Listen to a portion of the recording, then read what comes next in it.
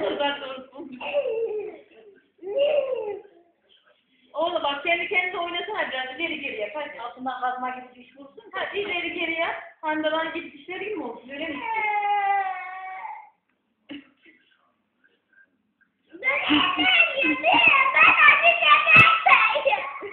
Benim de şurada çeker. Hep bizim oğlum onlara çekiyor.